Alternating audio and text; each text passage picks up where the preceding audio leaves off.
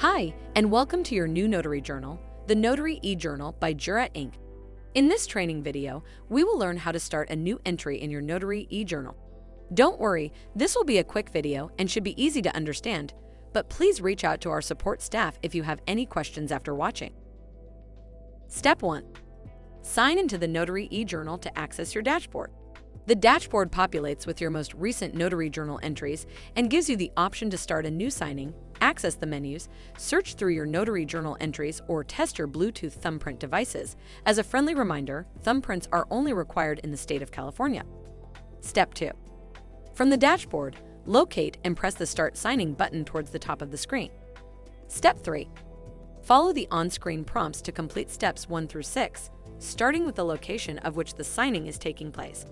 The on-screen prompts will guide you through collecting all of the relevant information needed to complete the Notary Journal entry. And that's it.